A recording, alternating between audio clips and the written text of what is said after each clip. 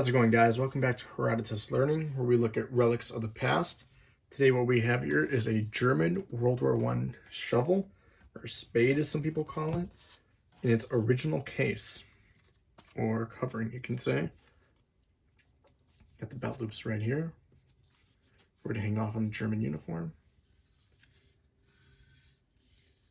This is a really great artifact we're going to be looking at here today. I'm very excited. Now, I would take this out of its case, but the buckle here, if I pull any hard on this thing's going to snap there. So we're just going to keep this in this little case for today. We'll try our best to look at everything on here. So let's start off with the case here. Very good leather work. That's very fine work. As you see, you have the straps here that wrap around. And that little buckle there that we cannot get open. Now, as for the shovel, if you look here, you can see the date of production. This one is from 1915. Let's see if the camera can pick that up. There we go. With a nice wooden handle. This thing has a really great grip here. Great to be used as a really fine melee weapon. Very good steel. I can definitely see this being a very reliable entrenching tool. Probably the best of all the entrenching tools that existed during the time.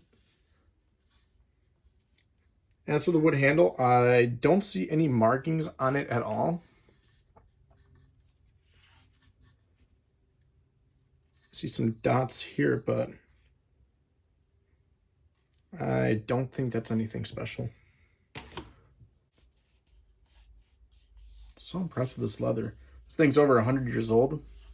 The leather casing is, for the most part, been intact. I'm unsure about these markings here.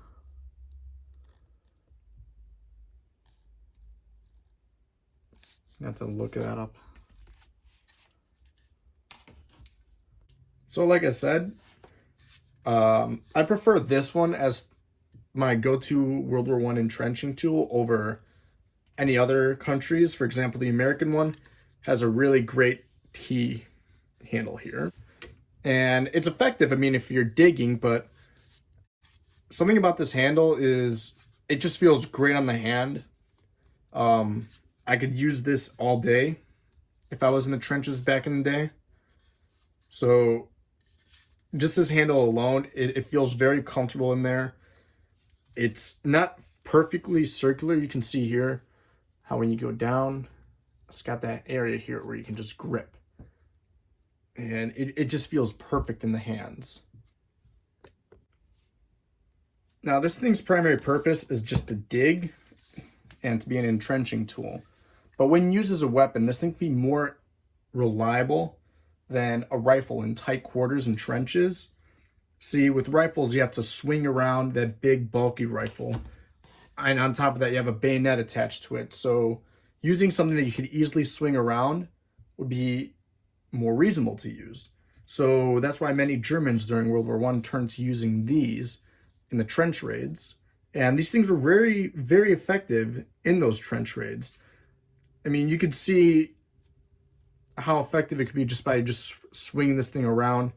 Try not to hurt anybody too, by the way. This thing is deadly out there. So you definitely would want this by your side if you were raiding a trench back in the day. If you've seen All Quiet on the Western Front, I believe the 70s version, you see a great scene where Cat talks. Just listen. Yes, sir. Your spade is better.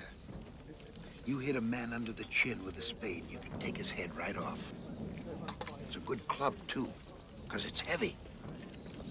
You hit a man between the neck and the shoulder, right here. You can split him one right in two. Mother of God. And it's cleaner.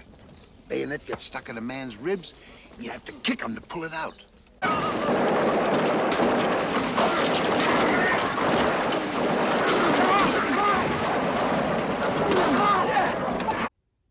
You guys have probably seen this in other media, like in movies, like All Quiet on the Western Front, games like Verdun or Battlefield 1. So Germans would use this to help dig trenches, little latrines, dugouts, sleeping holes, graves, just about anything you would use a normal shovel for. So this thing has had a lot of use during the First World War. I just wish we could get this little case off here. It's that little buckle right here. Don't want to ruin the leather. It's gonna snap if I try. But I hope you guys enjoyed this video. Please feel free to like, comment, subscribe, and share.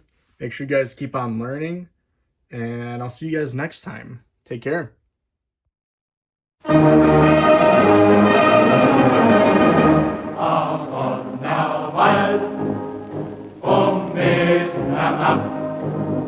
Ein Pionier steht auf der Wacht, ein Sternlein hoch am Himmelsrand.